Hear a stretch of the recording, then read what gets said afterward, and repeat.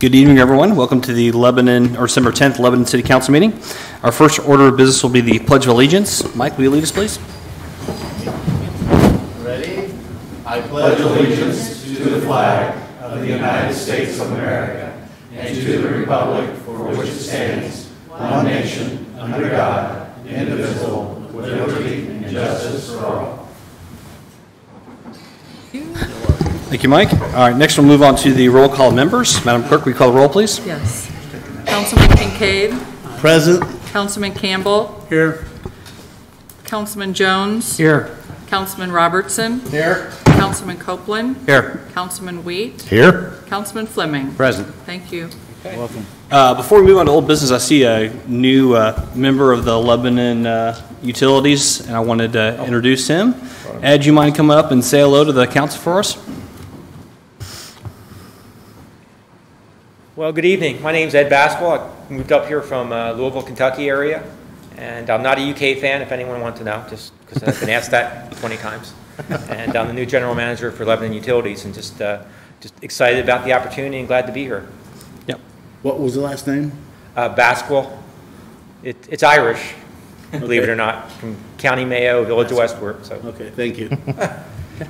Thanks, Ed, for coming. I just wanted to say hello and give you a chance to introduce you to the council, and if you guys want to catch Ed afterwards. Welcome. All right, next we'll move on to old business. So I was informed just before the meeting that the Hendricks SB1 maybe isn't quite as ordered as we had hoped it would be, so we're actually going to hold that one off. Minutes? Oh, thank you. I apologize. We'll make a motion we approve the minutes. Motion to approve the minutes. Is there a second? Second. Motion a second. All start say aye. Aye. Those opposed? Minutes are approved. I was not here, remember, at the last meeting. That's right. So. Dick abstaining. All right. Sorry, Ed threw me off. All right. Next, we'll move on to new business. We're going to shuffle the agenda here a little bit. We have some food and beverage requests. John, did you want to handle those? Yes, thank you. We're going to start. We had a recent Food and Beverage Committee meeting, and we had 4 representatives from different organizations that attended. The first one on tonight's agenda would be the Ohana House. Is there a representative there tonight or here tonight? There is not. We'll go to the second one on our list would be the Boone County Toy Drive with Janet Smith. If she'd like to stand up, make a short presentation.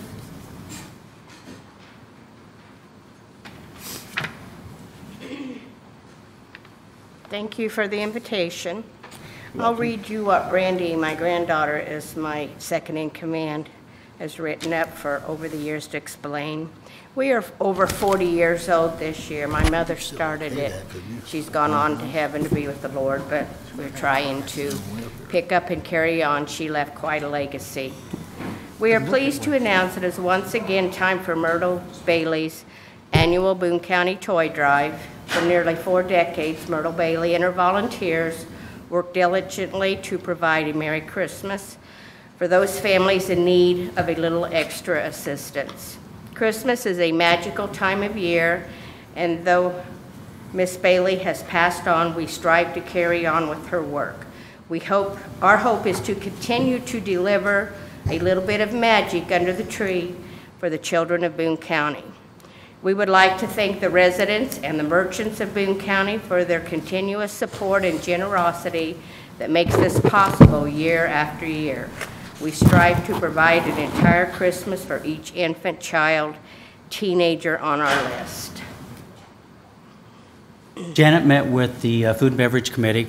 Some of the things, the organization, the Boone County Toy Drive, started approximately 1972. This is their 42nd year of the drive.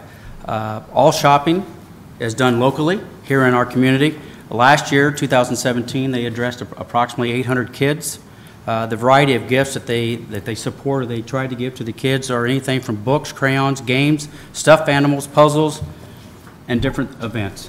The one thing she didn't mention is that they get calls year-round, especially this time of year, and in the past they've also received requests Christmas Day. And Janet said that they've never let a request go unanswered or a child go without a toy or a gift. So that speaks very highly of the organization that they've taken upon themselves and what they've done for the past 42 years. And it's always been their entire Christmas. It's not one or two presents, but they get about 10. They get a large, a medium, and a small gift, and they get books and puzzles, hygiene, arts and craft, stuffed animals. Everybody gets a stuffed animal. That's the highest donation we get, stuffed animals. But it's an entire Christmas. And the parents are always shocked when they come in to see that. And they leave sometimes crying. And I have to say that this year we have triplets. The mama did have 2 more after the triplets. I didn't understand that part, but Lebanon has triplets this year that we are serving.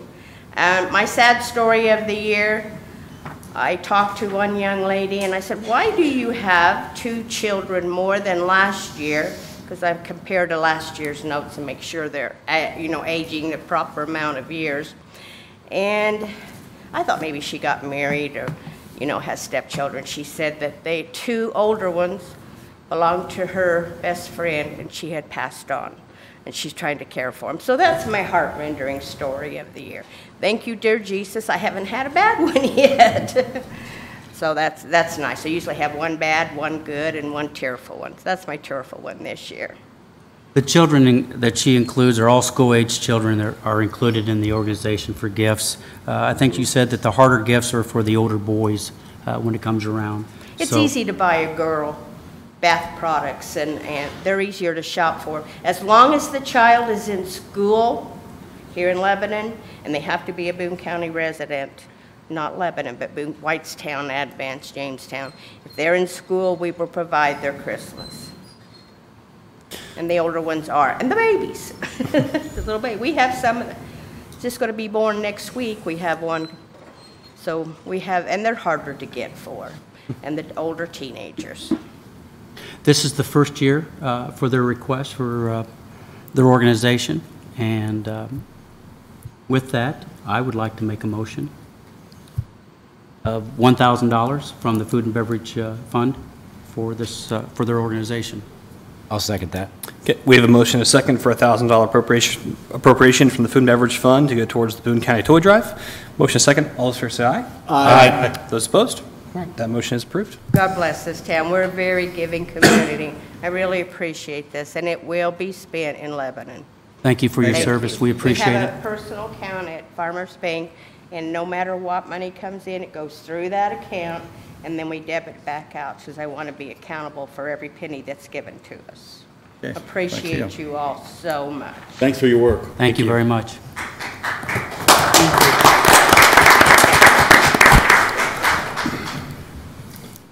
Our next request would be coming from the Shalom House with Lisa Williams.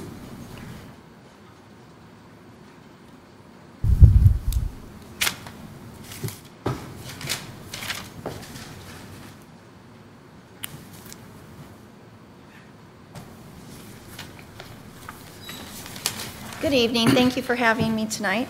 My name is Lisa Williams, and I'm the program coordinator for Lebanon Community of Shalom, and I'll just refer to it as Shalom moving forward as I describe our programs.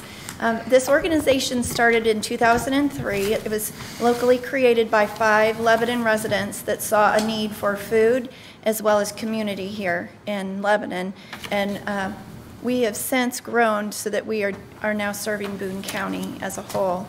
Our first program is the Shalom House Hot Meals program, and it's located over at 304 West Green Street. So it's a house that was restored into a large dining room and a commercial kitchen. We serve community meals every Tuesday evening from 5 to 7, and on Saturdays we serve lunch from 11 to 1.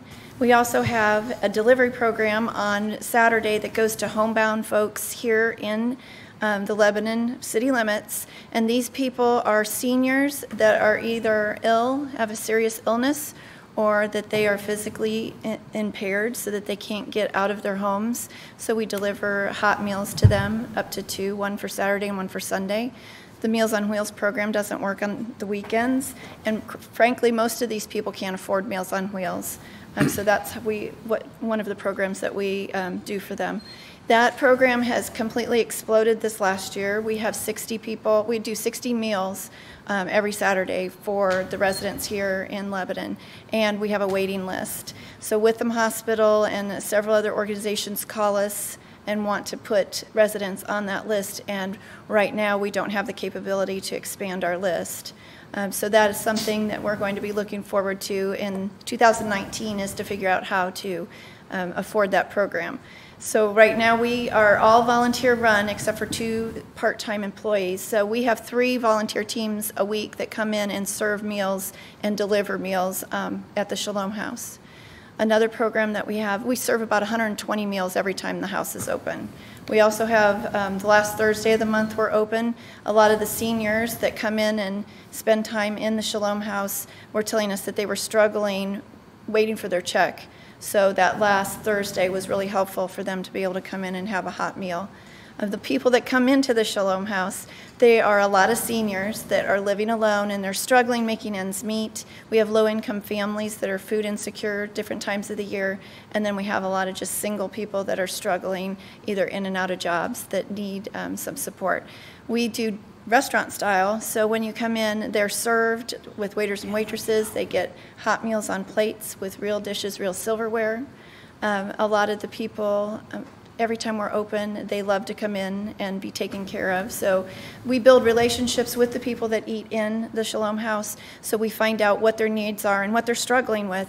And we have partnered with several other nonprofits here in Boone County so that we're able to refer them to other organizations to fit their needs, since we do the hunger part, but there's other organizations needed to fulfill some of the problems that they're experiencing in their lives. Our other program is the Shalom Kids Sack Lunch Program, and that is a program that's developed for the free and reduced kids that are at the public school. And we serve all 3 school systems here in Boone County, so that's Zionsville, Lebanon, and Western Boone. We have 9 sites located around the county, which include like Thorntown, Whitestown, Zionsville, Jamestown, Advance, and we have 3 located here in Lebanon. So we serve 5, we let them take home 5 meals in a bag that they pick up on Monday. The parents come and pick them up. They can take them home for the week. The kids that we're targeting are the kids that don't have camps to go to, aren't in great daycares. They're at home either alone or they're home with one parent and they don't have transportation. So those are the kids that we're targeting. Last year we served 4,580 kids, 22,900 lunches for the 13 weeks that we served. Pretty amazing. It is. Thank you. Lisa met with the Food and Beverage Committee, and their organization started in 2003. Yes. And she gave the hours on the Tuesdays, Saturdays, and the last Thursday of the month. In 2017, served over 13,000 meals at the Correct. Shalom House. It's just an incredible job that they take upon themselves to make sure that people in need can get a hot meal during the course of a week. This time of year, when the holidays are here, it's more important, even more. It's an organization that goes year-round, but this time of year, I think we think about it a little bit more to feed our people in need. And we appreciate everything that Shalom House does for our community. Thank you. With that, I'd like to make a motion that we appropriate $1,500 to the Shalom House out of the Food and Beverage Fund. Second. We have a motion and a second to make a $1,500 appropriation from the Food and Beverage Fund to the Lebanon Community of Shalom. Is there a motion and a second? All those say aye. Aye. Opposed? Okay, that has been approved. Thank you so much for your support. Thank you. I'd like to make a comment that if you've never volunteered at the Shalom House, I've several times done that. It's very rewarding to do that. And, you know, serving the meals to the folks, they really appreciate that. You know, it's really a cool thing.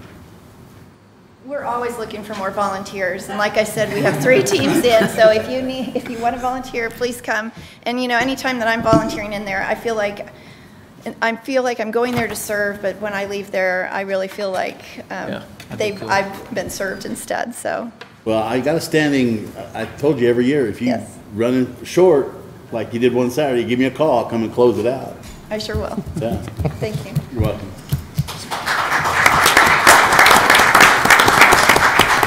We'll get you council do that.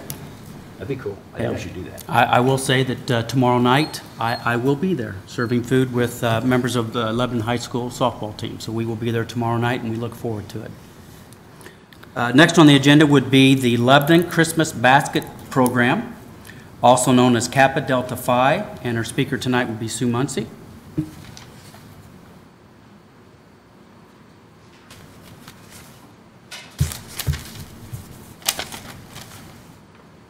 Good evening, everybody. This is our 81st year of providing this service to residents of Lebanon. Our sorority helped out Mr. Jones, and back in 1962, we took it over. He asked us to please oversee this project.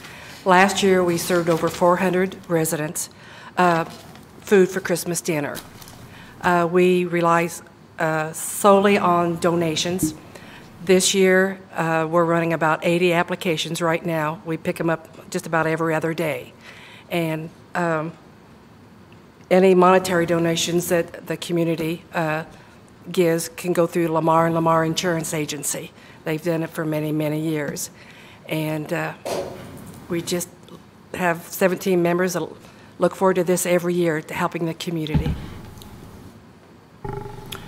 Well, Sue unfortunately had the flu when we had our meeting last time, so she had her right-hand person come up, and Joyce Douglas made a presentation to the Food and Beverage Committee. Like Sue said, this is their 81st year. Last year, people served was 373 people, is that correct, during the Christmas? We were close to 400 last year. Close to 400? And how many families did that? They go from 1 up to 12 in a family. There's never a good number. There's just, right. We have a lot of seniors. And the one thing I guess they didn't talk about was these are full meals. This isn't just fast food or something like this. They prepare and they make sure that these families get a full meal. And sometimes they have extras that they can keep a little bit, like we do, for leftovers that can maybe last a few extra days and things like that to get them through the holiday season. So all of our food is bought in Lebanon. Yeah. IGA is wonderful to work with. We send out meat certificates, only meat. They cannot buy anything else. And everyone that has an application with us will get that. And they're wonderful to work with. Everything's done locally. that's one of the things that Joyce talked about. They go to Aldi's, they go to any place that they get the best for their buck, the most product they can get for their dollar, and then they do go to IGA, and they get a variety of meats that they can choose from. Right. And if it's not on the list, I guess they make a call to you to see if that's something they can switch out from. So it's a very positive program, and it benefits our community a great deal as well. Dick? I make a recommendation that we donate $1,500 from the Food and Beverage Fund to the Christmas Basket Program. We have a motion. Is there a second? Second. Motion and a second. All in favor say aye. Aye. Those opposed? All right. Thank you very, very much. Thank you. Thank you.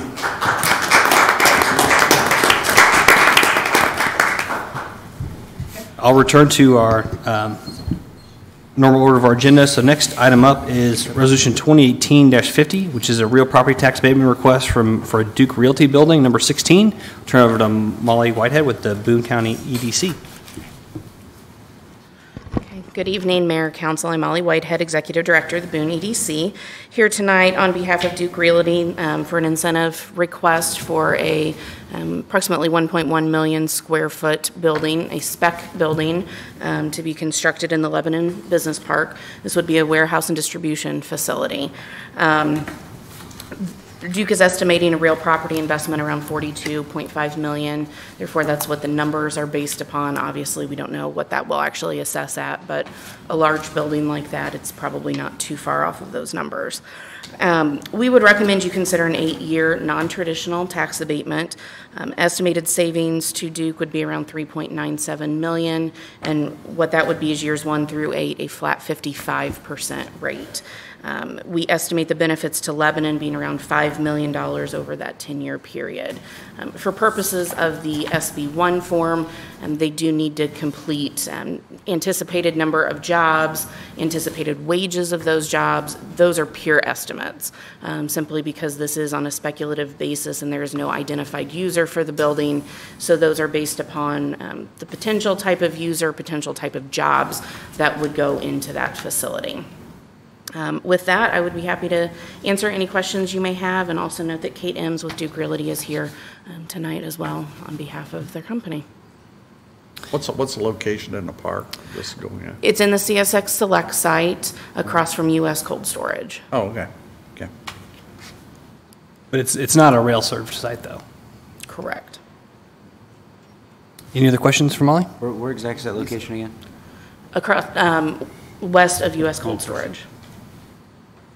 Very southwest side of the business park. Okay.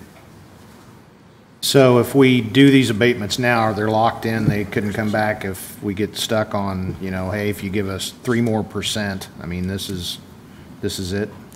You know, I don't know the legalities of whether you can ever redo a tax abatement request.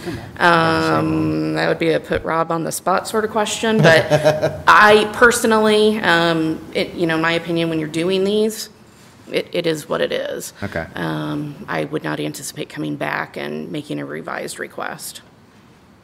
Where The does only this- reason why you would ever potentially want to do that is if the scope of the project ever changed drastically enough to warrant that. But once the building comes out of the ground, you're stuck. Right. Sorry.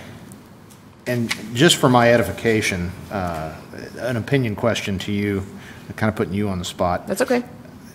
Are we competitive in terms of our abatements? Are we being generous? Are we being a little more miserly than maybe surrounding communities? The surrounding communities in general, where tax abatements are concerned, speculative basis or not, they typically like to do the traditional 10-year standard abatements.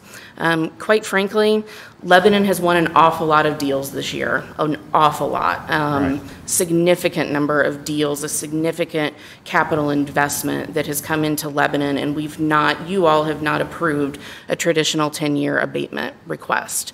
Could it put Lebanon at a disadvantage? Maybe. However, we think based on the size of the building, the types of jobs that would potentially go into this building, this is what we believe would be appropriate for Lebanon to consider. Well, I guess that's kind of my conclusion that I've reached, but I'm certainly not an expert, is we seem to be doing really well, and we're not giving away the farm like maybe some of our competitive surrounding counties. So that was kind of where that point was going, but then again, I didn't know if I was correct or not in that assumption.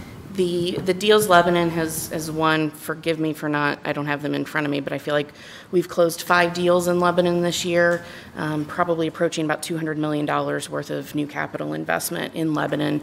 They're mostly manufacturing type jobs. They are very well-paying jobs. They're also significantly smaller buildings that we're looking at. So this is a different type of user, something you all should be aware of, because once a user is identified for this building, that user could also come request a tax incentive as well, at which case we would plug these numbers into our calculations as well to ensure we're giving a fair package.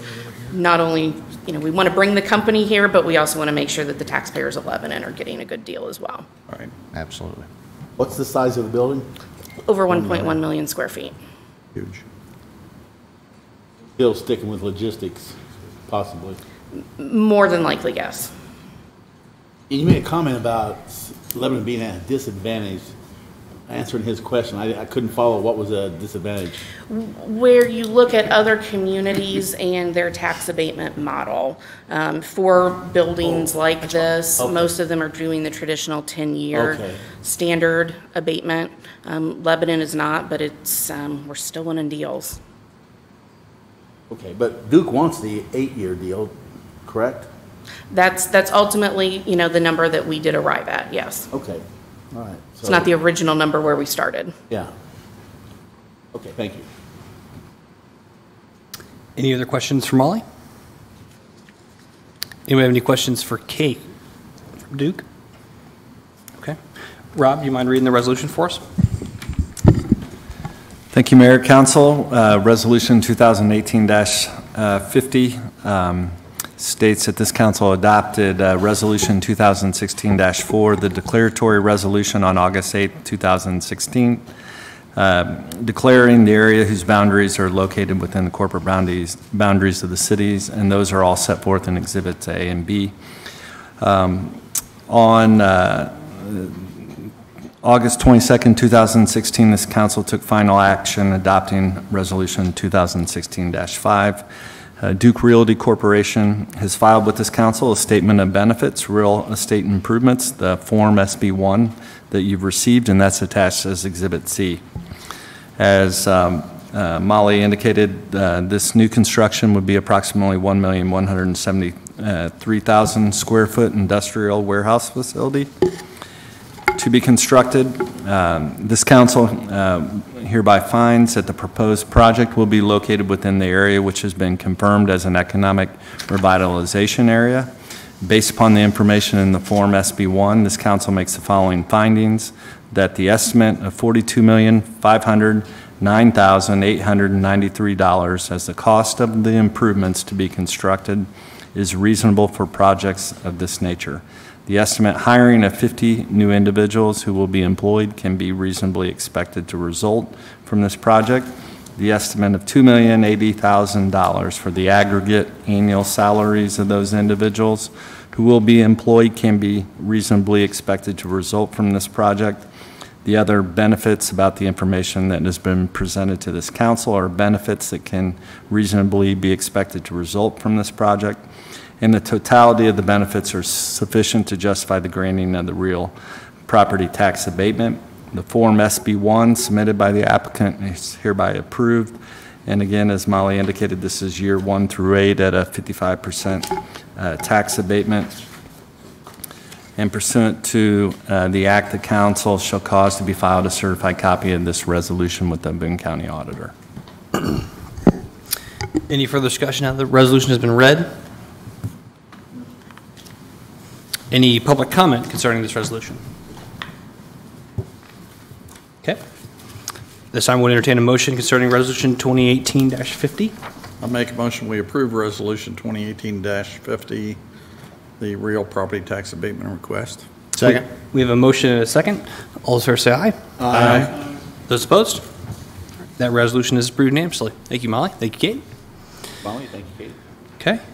And now we'll move on to Ordinance 2018-23, which is a council consideration of Whitehead property, annexation of Whitehead property at Witt Road and 250 North, annexation to the City of Lebanon. Turn over to Ben to introduce this. Good evening, Council. As the Mayor suggested, this is the first reading and public hearing from the annexation ordinance for about a 23-acre piece of property on the northwest part of the community, which you will see here on the overhead. This is at the corner of 250 North and Witt Road, just to the north of that intersection. If you recall, the Sunbrook development that is proposed for this part of town is just to the south of here. This petition did come in from Gradison Development, the same developer of that site. They have a builder that's interested in doing what I think the term now is age-targeted development. So it's not a senior neighborhood, but it's age targeted. So in essence, what it'll be is it'll be a single family home neighborhood where all of the exterior maintenance, yards, landscaping, et cetera, it'll be all maintained for the homeowner. So they just pay into an HOA and then everything's maintained for them. So we don't have any specific plans yet for this development. That would be coming probably in another 2 or 3 months. So that'll be coming through the processes and through this council as well. At this time, though, we have received the petition for annexation that we want to get started. This one is a tad unique from the rest of the annexations we've done in the last few months. 2019 being the year before a census, we are not able to annex properties and have the effective date during the year 2019. So in effect, we will be going through the process to annex this property now, but the effective date will be January 1, 2020, because we can't use a 2019 date. They will want to start their process before that, so we will actually have to go back and work with the county on some sort of joint agreement in order to give us planning jurisdiction for this site, because we won't have jurisdiction until it's annexed. So we've already approached them about doing that. They see no reason not to, seeing as how it's going through the annexation process. Just a step we'll have to take early next year to get that done. But this here before you tonight is just the first reading for the annexation of this property. That's all I've got. Any questions for Ben before we read the ordinance? Yeah, I wasn't aware of this census issue. Could we do a special before the end of the year and then they don't have to do all that? We cannot. The state statute sets up a process, and there's time periods you have to meet before you can do a second reading, et cetera. Okay. So there's no way for us to get it in before the end of the year. Government. What's the acreage you're talking about on the site? I'm sorry? I missed it again. How many acres are we talking? It's about 23 acres. So I'll have Rob read the ordinance on first reading, and then I'll open it up for public comment for the public hearing. So, Rob, if you'd read ordinance 2018-23, please. Yep. Thank you, Mayor, Council. Ordinance 2018-23 is an ordinance concerning the annexation of the areas that are set forth in Exhibits A and B, and 100% of the owners have proposed for annexation.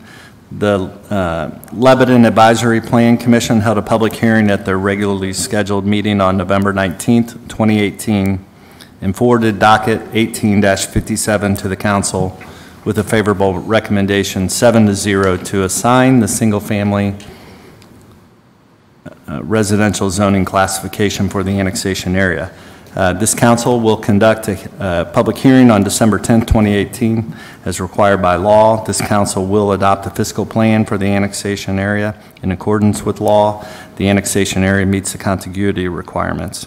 It is generally located at the northeast corner of Witt Road and 250 North and adjacent to the existing corporate limits along the eastern boundary of the annexation area, and is declared to be annexed to and declared a part of the city. It's further to include contiguous public highways and rights-of-ways of public highways. It is assigned to Council District 3, and it is also assigned the single-family residential zoning classification. Okay. Thank you, Rob. The ordinance has been read on first reading, so at this time I will open up the public hearing on ordinance 2018-23. If you have any thoughts, comments, please step forward, share them. Yes.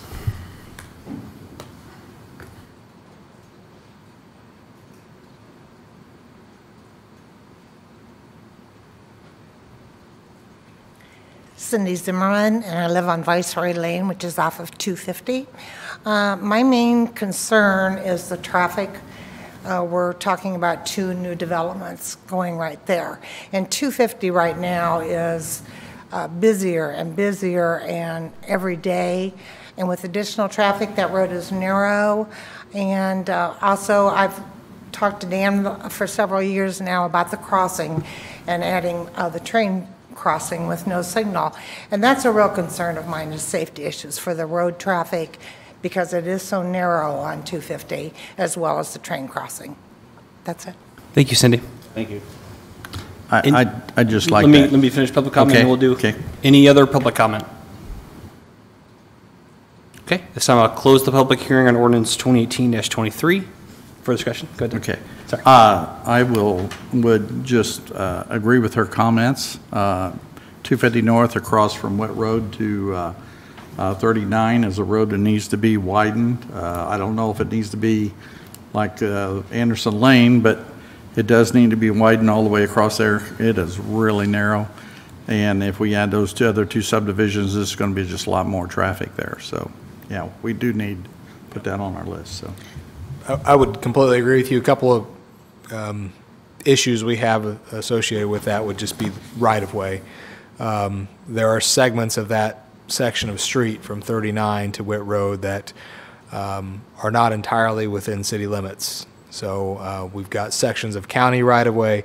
We've got other areas that are within the city limits that the right-of-way, in fact, the right-of-way on the city limit areas and the county areas are pretty much limited to the width of the edge of pavement. So there's really no excess right-of-way that exists in that area, no defined right-of-way to speak of. We're talking about, statutory right-of-way for the width of the pavement. So unfortunately, I would completely agree with you. The road does need to be widened and needs to be upgraded in the near future. I would say most of these developments, mind you, would not be built out within the next 5 years. So we have some time to plan for this. But certainly right-of-way acquisitions, interlocal agreements with the county are going to need to be taking place over the next couple of years to be prepared for that growth. We need to try to get that right-of-way off of this property on 250 as they develop. So yeah, this one will be the easy one. We will require the dedication of the right-of-way with any platting that would be done there pursuant to our thoroughfare ordinance. The problem is all the individual home sites that exist along that area, and there's more than a dozen that we would have to negotiate individual dedications or acquisitions with each property owner. So not an easy project, but something we can definitely look into.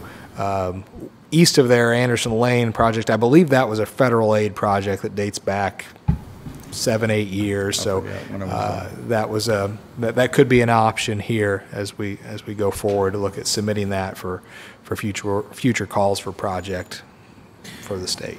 And I think the same thing can be said for Whit Road also. Absolutely. Because that's part of that continuing route that I live along Whit Road, and the amount of traffic is just increasing leaps and bounds as more folks are getting fed up with Lebanon Street and they're using that as a cut around. And this is just going to make a even bigger problem. But we run into the same thing. Even though we're gobbling up more stretches of the road, it's still not completely all within the city. My comments would all hold true for Whit Road as well. With the other exception or the addition on Whit Road is we have a small bridge there. Unlike most bridges in the city limits, that bridge is not large enough to fall into the county's bridge program. So that bridge is a City of Lebanon bridge and is in desperate need of widening and upgrade as well. So. But we'll make sure we build it back more than 20 feet so it won't be our bridge afterwards. Yes. Yes. What about her second comment on the railroad? Because you do go up the incline and things like that. I mean, even with the churches that they have there, I go by there on Sundays, and that gets very congested in that area. Do we have crossing arrows or signs or something like that we don't have there now? Is there something that the city can work with? Because it's going to get worse if we do put housing out there. Yeah, we're already in conversations with CSX on that crossing. There is very limited control at that crossing right now. It's basically a sign, that's it. So there are no flashers, there are no crossing arms. CSX was scheduled to do some upgrades this year on that crossing as well as all the crossings throughout the county. But unfortunately, they were not able to come to terms with the county and just canceled that project. So we'll be back in touch with CSX and advising them of the growth in the area and doing whatever we can to work with them to affect some change in that crossing. Have we reached out to our federal officials to see if we can get any pushback on that CSX crossing? Because obviously we're not making any progress. They're aware of our concerns there. I wouldn't say we've reached out to them for any assistance in pushing CSX into a situation where they would have to do something. But the relationships between Federal Highway and CSX, that all railroads for that matter, are unique relationships. In a lot of situations, the railroad right-of-ways predated state government, so it's. That's why I said the federal. We reach out to our congressman or even one of our U.S. senators. Yeah, we can run that path as well, but forcing a railroad's hand is never something that's easily done by a city or a state for that matter. Understood. Just asking with the increase the last couple of years of accidents when it involves railroad crossings and things like that, whether it's young kids or whether it's even semis and trucks and things like that, it just seems that it does need to be looked at if we're looking at putting a housing project out in that area. Completely agree. We had an accident at that crossing within the last couple months, a pretty severe accident that involved a severe amount of bodily injury at that crossing. So I was just going to ask, the lines on the map aren't real clear. So basically, if this annexation is approved, the entire north side of 250 will be city, while the south side will remain county. Is that Yes. correct? Okay. When you annex, though, adjacent to a right-of-way, the city is assuming maintenance responsibilities for the entire right-of-way. So at this point, then 250 would be all of our road versus where it's Right. kind of half now. Right.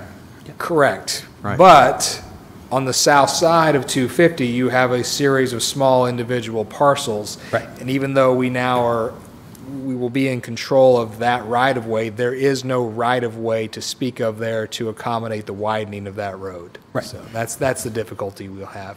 It will be our right-of-way, what is there. But right now, it's basically a statutory right-of-way that covers the width of the pavement. It'd be right away we have to buy to make plans for Yeah, that. I guess I didn't say that, but yes, Yeah. that's what I'm referring Right. to. Well, I'm sure they're not going to be willing to give it to us, but. Similar way and we've talked about this too, that there are several roads that used to be county roads that we never went back and got the right of way. And that's on the project we've talked about spending, and, it applies on Riley Road too as well. Out there, there's some, with the new neighborhood out there. So we've talked about some different areas where that we need to go back and clean it up and get the right of way we need for those areas. It's just better to go get it and have it done. My only question is, with all the parcels that we don't have, and I know annexation law has changed, and Rob, I don't know if you're an expert in the annexation law or someone that is in your firm that could give us some advice on what we can do for those parcels. I don't mind us annexing all these fields. I don't want to get us jumping over lots and we end up with pockets that are surrounded by the city and not in the city. So there's got to be a way that we can annex those, bring those into the city, because they're all Gnig City services anyway. Based on my understanding and what other mayors have told me at conferences, like let's say a certain community in Hamilton County that starts with an F, they actually lift their blades in front of certain houses because they want people to come into the city. So there isn't a lot they can do to force an annexation. Yeah. Everything we've done from an annexation perspective under my administration has always been 100% voluntary. So if you want to be here, you do. So I mean, I think our goal is we have to maybe communicate with those homeowners saying, hey, don't you want to be part of the city? Unfortunately, I think some of the feedback we've gotten when we've had those conversations is no. So Yeah, I understand that, but. And the legislature did kind of tie the city's hands of what you can do from a non-voluntary annexations are extremely difficult, so. But it's a fair point, and it's worth the discussion. Maybe it's a different discussion if it's just right-of-way. We provide water, we provide sewer, and then we end up providing electricity. Generally speaking, now cities require, if we provide you service, you have to be part of the city. But we kind of already gave that away, so it's not really. Yeah. Harder nut. Yep. Any further discussion? Okay, thank you, Kevin. All right, ordinance 2018-23 has been read on first reading. We'll take that up at our next council meeting on Monday, January 14th of 2019, so next year. Next up is ordinance 2018-24, which is the authorization of issuing economic development revenue bonds, series 2019, concerning the Patterson Street development project. Is this Ben? Yep. Good evening, council. This is a continuation of the discussion we had at the last meeting about the TIF district that was being created on Patterson Street. If you recall, we're talking about the former Prairie Industries building that's been vacant for a number of years and has been deteriorating ever since. In addition to the condition of the building, you've got some significant environmental issues that are in the ground there as well. And actually, I believe they're actually in the air because of what's in the ground as well. So there's just a big challenging site right there. Unfortunately, it's also a fairly visible one because it's right along our trail, Big 4 trail that's going to be coming into downtown. So we've identified a partner. Name is Enviro Forensics. They specialize in cleaning up these sites and getting them to the point where they can be redeveloped in some manner. In this case, we talked about this a little bit with the Redevelopment Commission. because it's along the trail, you'd like to see some other use, other industrial use. The challenge is that cleaning it up to the level that that type of use would be possible is essentially physically impossible. You can't. There's just not going to be any way to financially feasible manner to clean that up to the point where you could put, say, a residential use or maybe even a commercial retail use there. So really, the only viable option for this site, even after cleanup, is some sort of non-residential industrial type use. Enviroforensics has development partners that do speculative industrial buildings, and that's what they're proposing here. We talked about a little bit last time, I use the but-for test on projects like this. But for support by the city, will this project happen? Because of the significant site prep costs associated with this site, between the demolition and cleanup of the soils, essentially they're going to have to excavate out 6 to 8 feet of soil in order and replace it with something that's clean, and before they could even start talking about building a building. And that is significantly more costly than just developing a greenfield site. So in order for them to be competitive with other like buildings, they're going to need support from the city for this project to be able to move forward. I think ultimately all of us want to see that site cleaned up and something of productive use there. So what's before you tonight then is an economic development revenue bond. This is something that'll be purchased by the developer or one of their financial partners. All of the risk associated with the bond is all on the developer and their partner. There is no risk to the city. Essentially, they self-perform, they build the building, they pay the taxes, they'll be reimbursed the increment from that site to basically reimburse them for those additional costs that they had to bear to clean up the site and get it ready for the development. So there's no risk on the city. There's no additional taxes that will need to be redirected to the site to pay them back. And basically the way a developer purchase bond works is they essentially commit to investing in the site. They don't get any money up front from the city or from the redevelopment commission. They essentially commit to making that investment in the site, and then they're just reimbursed over time from the tax increment. So if for some reason the site assesses for less than what we're projecting, they just don't get paid that increment. So there's no money that has to be redirected. It's all self-funding, all self-supporting, and it's all self-performing. From that end, they actually have committed to a minimum assessed value to ensure that there are the tax revenues to be able to cover the debt service on the bond. But the general statistics, it's a 25-year bond. They'd be paying back up to 100% of whatever tax increments created. Any existing taxes that are paid by that site will still go to the general fund of the city. This is only the increment created by the new project that would go back to them. It's a quick rundown. I'd be happy to go into any further detail if you need any. Ben, I'm trying to remember, we got a quote to what if the city wanted to demo the building. Do you remember what that number was? Yeah, I think it was approaching $1 million, was it not? Just to demo the building, that didn't even touch the earth, the soil underneath it. Yeah. So this is a significant lift.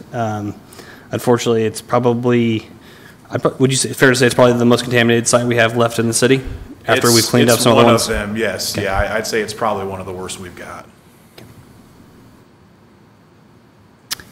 And after the bond is paid, TIF is either eliminated or the money goes to the city. The TIF has a 25-year sunset. So once all debt is paid, that TIF will actually dissolve, and all of the money will go to the general fund of the city.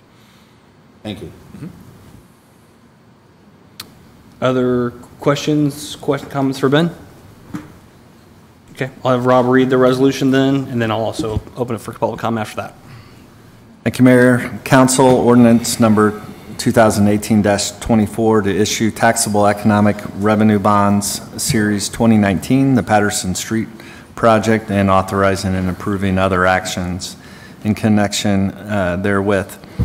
The Lebanon Redevelopment Commission has previously created the Patterson Street Economic Development Area. Patterson Street Partners, LLC has advised the Lebanon Economic Development Commission and the city that it proposes that the city issue its taxable economic development revenue bonds in amount not to exceed $1,250,000. The principal and interest on the bond shall be payable solely from the increment real property taxes generated, as Ben just indicated. On December 5th, 2018, the Lebanon Economic Development Commission conducted a public hearing and adopted its resolution finding that the financing of all or a portion of the project complies with the purposes and provisions of the Act, and that such financing will be a benefit to the health and general welfare of the city. This ordinance is fairly lengthy, so I'm going to highlight some of these, the rest of the provisions, but this council hereby finds and determines that the project involves the acquisition, construction, and equipping of an economic development facility that will improve and promote economic stability and development and welfare in the city. The proposed findings of all or a portion of the project and the financing of certain costs, if any, are further described in the financing documents that you've been provided. The issuance of the bonds payable solely from revenues and receipts are derived from the financing documents are hereby approved. And again, the bonds are in an amount not to exceed $1,250,000. The mayor and the clerk treasurer are authorized to do several things under this ordinance, including and directed to sell the bonds, to direct in the name of the city to execute or endorse the financing documents. And they are further authorized to approve such changes in the financing documents as may be permitted by law. The provisions of this bond ordinance and the financing documents shall constitute a binding contract between the city and the bondholders, and this bond ordinance shall be in full force and effect immediately upon its adoption. Thank you, Rob. So the ordinance is around on first reading now. Any further discussion, comments from council? Any public comment? Okay. Now that ordinance has been read on first reading, we'll have that read on second reading at our next meeting on January 14th of next year. Okay. I have one last item here. This is a quick discussion, or hopefully. Wanted to approach the council. John, you just want to start making your way up too? Yeah. There was some discussion, and I was approached by some people concerning the Christmas lights in the park. And we had talked about different possibilities of how we upgraded our displays and wanted to increase what we do for our parks from a Christmas lighting perspective. Yes, I've been approached by a council member, or members, I should say, and also at our last park board meeting on December 5th. There was a lot of social talk about how Frankfurt's lights, Danville lights, Kokomo lights, all the different parks have such nice lighting. Basically said, hey, come to a park board meeting. A park board member, Lastly, is in the audience too. He was at that meeting and suggested the gentleman come, or anybody come to the meeting. One person showed up. Mr. Brian Benton made a nice presentation. He's a lifelong resident of Lebanon. As always, appreciated and enjoyed our lights, but would like to get a committee and group together to try and raise money. We looked at other grants that are out there. Unfortunately, with this project, we can't get any money other than donations. In the past, about every year, we raise about $2,000 in donation. That pretty much takes care of the lights that we have to replace what has been broken, vandalized, what have you. Frankfurt's lights, Danville, they spend a lot of money on their lights. They have quite a bit of help that helps put the lights up. Right now, everything you see electrically, we're challenged. Everything that you see in the park is plugged into something, so we don't really have enough electricity or outlets to put any more lights in. So Mr. Benton is aware that he has to raise quite a bit of money just for those transformers and the electrical that we have now, the challenges we have. He's works on the community gardens. He's done some work for them, and he's getting together and spearheading now a project to try and raise monies for the lights. And what I guess we're asking is if you would help contribute through food and beverage or something to that degree. Yeah, so I'll explain. Match. So we had the thought of using the patronicity grant or Creating Places grant through the state, which is it's a one-to-one match from the state for quality of life improvements. Since this is an existing program, they said that didn't qualify. But but I wanted to approach council and see if you guys would be willing to say, I'm a big believer in, put your money where your mouth is, right? And if you believe in this, so my thought is if people donate to this could be a matching grant. And that was from food and beverage or another source, something like that. But that was my thought, if council would be willing to support something like that, saying, we'll match up to, $10,000 just per se to go to the lights, or up to $5,000 or wherever that discussion was. So that was just the discussion we wanted to have. And if it's a no, then that's a no, and we'll keep moving on our other efforts. It's just an avenue. I don't know if he'll be coming before you, but this just started a conversation. There is some interest out there, and just seeing if you're open to the idea of helping out the cause. Well, what kind of thing are we talking about? I mean, something's $20,000 or $500,000? Well, most of the scenes that we have range anywhere from $2,000 up to $10,000. So that's where you are just for scenes. But yet, there again, we're challenged with outlets. So we need transformers. So maybe our new general manager and Trace could help us out with prices there. But I think those transformers range anywhere from $5,000 to $10,000 totally installed. We have security issues at the Memorial Park the way it is. There's dark areas, which we are looking into lighting, which I will probably be coming to you next year in 2019 about our security lighting. That would help out to be able to plug any outlets in, any scenes, anything like that. I don't know what this group will be able to raise, but if you want to consider it, discuss it, nothing's going to happen. I think the park board made it clear that nothing will happen this year. We're pretty well done with that. We have, a week and a half left before they come off, or actually January we shut them down. But it is something that people like. Some people like them, some people hate them. The majority, I think, that I've heard lately, are they love them and we need more. But I've heard that quite often. Go ahead, Michael. I think what we'd like to see, or I would, is a comprehensive plan of, in 10 years, we'd like it to look like whatever it is. And then you back up and get everything, power, and so forth and so on. Instead of, we think we need some extra transformers and we want a few more lights, if you, begin with the end in mind, like Stephen Covey says, and say, boom, we want this to be that. Okay, now we can start.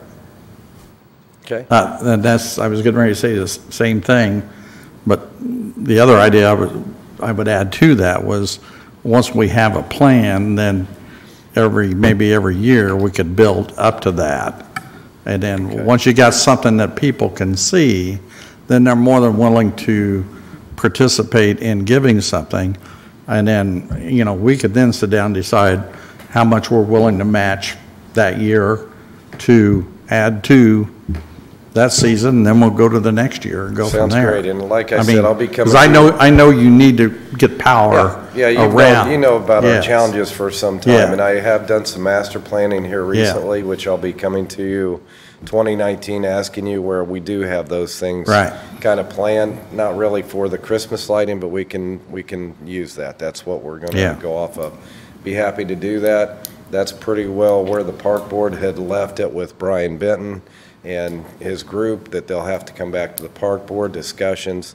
I mean, hopefully we can do something smaller on 2019 and grow as in phases. If we have I'm right down with you, if we have an end goal plan and we can do a little bit every year, I don't think that's a problem. Just wanted a discussion to see if you're favorable, or if we should not waste our time, so even coming forward. So that's basically, I think a couple of you have hit me up already, and just getting back with you on that. So there you go. John, do you know how much Frankfurt probably spent on lights? Oh, there again, it's not just the lights; it's the manpower too, and it's the storing. So it's they have a lot of different groups that come out. They have donations. They have a lot of activity too. So it's all there's so many.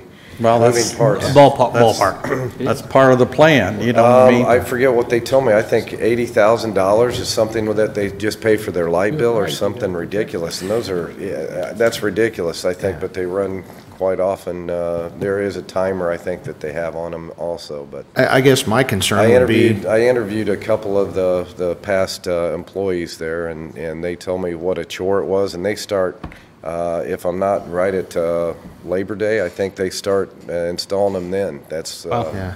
and it's not just the 3 park employees that they have, because they contract all their mowing out. It's groups that they have come in. So it's going to take a lot of manpower, because we, quite frankly, we're tapped to do that. We have from Haunted Trail to do that. Sure. And, you know, we're and we don't flip a switch. There's going in a lot of plugging in. And Yeah. I guess, I think basically, I it's think pretty what, good for me. I think what we're all saying is we'd kind of like to see a thematic idea of what we're talking about. If we're just talking, you know, a few more lights here and there, or we're going to do something on the scale of Frankfurt, you know, whatever, that's great, but we just want to see a plan so we can say, you know, look at all those factors so that if we're going to do it, let's do it right and make it something that's great, but let's make sure we've covered all those bases And before that's we get pretty there. much what the park board said, the same thing as you and Mike, you know, echoing you. They've said the same thing, that come with a plan. It's going to take a lot of organization, and if you guys would like to volunteer, I'm sure I can get you Brian's contact, so. I think Tracy. Yeah, you send Trace. Trace. Here we go, we got a volunteer already. Got a volunteer already. Let's hear from Trace. Do you know who will sell us the electricity? What I wanted to say was, one of the things that we had thought about, and I just spoke with Ed, you're right, it's important to have that plan, but that plan needs to be truly comprehensive, where it's not just the lights that you're talking about, but it needs to be, you know, what are we going to do with these spaces, you know? Because we can do some pretty creative things as long as we know how the spaces want to be used. So if we're going to say, this is what we're going to do for the Lincoln event, and this is what we need to have for electricity, this is what we're going to do for this event, this is what we need to have for electricity, then we can actually plan out how that needs to be. We can actually lay out the primary, lay out the secondary, and actually lay out the pedestals in the correct locations. We talked about that years ago for the barbecue. Exactly. Yeah. So and we're willing to help with that. We just need to know, hey, what do we really want to do here? Right. Yeah, you're on the planning team. There you go. Trey's been very helpful in the past year, too. We've been working on the lighting master plan, so we can get security lighting, because that's a big concern. Let's see, Keith is the park liaison, right? He is, yeah. There you go. Appreciate that, yeah. Absolutely. Yes, yeah. So it isn't something that we're just throwing out there. It was pretty much to see if you're interested in helping fund, as long as you have a clear, direct, just to get you right, clear, direct plan, some kind of staging, you'll be good with that. So that's great. And a matching with this. Yeah, you're going to have to put together something that you can sell to the public and then say, all right, once we do this. Well, the park board's pretty tough. They got to sell to them first. It's not just a money So thing. People got to come and help put this thing up every year. And they got to come help take this thing down every year. That sounds great. And then the other side of it is we got to plan where's that going to go? Yes. Where do we push that? Where do you store it at? Where do we store it at? And that's probably going to be another Your building. garage, there you go. Going to be probably another building for storage. I think we've So accomplished. there's a lot of things to think about before we go to. I think we've accomplished the goal of starting the discussion. Yeah, So utilities we'll start have working. like downtown discussion lighting there, and all Mayor. that they're storing for us now, so. Well, we there could you probably go. stack some stuff in the back of the room here. That's right. Okay. Thank you, John. Appreciate it. That's good. Thank you very much. Thank you. All right, that concludes what I have for my new business. Anything else from council? Yes, I would just like to make a comment that this is the end of the year, this is the third year of your administration, and I believe that in these 3 years, we've done a pretty good job. So I'm tooting our own horns. I think City's we've in good shape. Lebanon is growing. So I would just like to let everybody know that I'm running for re-election next year. In case anybody's wondering about that, because people start asking about this time of year. But anyway, I just want to thank Mayor Matt for his leadership. You know, he came in here with zero experience, and he's learned a lot on the job, and it's a tough job to start in at. I don't care how old you are, it's a tough job to start in at, and he's done a really good job at doing that. So just want to give him some kudos, and the rest of the council for working with us, working together this year, because we have a pretty good time doing it. Thank you. And our department heads, they do a great job, so I want to shout out to those guys. Great. And EDC, they're in the room, Parks in the room, and our attorneys and Duke and everybody else, our partners. Thanks, Mike. I think you're absolutely right. I think we've accomplished a lot, and I think we're definitely moving everything forward and keep everything going on the right track. So I appreciate the comments. So. And Merry Christmas. And I want to thank the city clerk, Madam Clerk, for her work too. I actually had it written down here. I just didn't read my notes. Probably the toughest job in city government, I think, numbers. Any other announcements here before we head on to claims and adjourn our final meeting of the year? I think we go into announcements right now then, so. Well, we can do claims or announcements, I don't really care. Let's do announcements. So Molly, you have anything you want to bring up? Sorry, real quick. No, it's getting late. Really quickly, I wanted to introduce you to my new staff member, Rachel Huser. Rachel joined the Boone EDC 2 weeks ago. She's our new economic development manager, so she's working all the leads that are coming in, a lot of the projects. She's running a lot of numbers so far, and she's doing a fantastic job already, and I think you all are really going to enjoy working with her. So wanted to formally introduce her and expect to see her at some council meetings next year. All right. Great. Thank you. Welcome. Nice to meet you. Welcome. Nice to meet you. All right, anything else? I'll make a motion, we adjourn. No, we need claims. Oh, we're not ready yet? Claims first. Oh, that's fine. I'll make a motion, we'll pay the claims then. We have motion to pay the claims. Is there a second? Motion and a second. All those for say aye. Aye. Those opposed?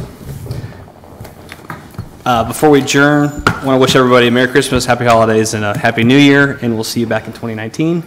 We'll entertain a motion to adjourn. So make a motion, we adjourn. Second. Motion and a second to adjourn. All in favor say aye. Aye. Those opposed? All right. We are adjourned. We'll see you next year, Monday, January 14th, 2019. Days to all.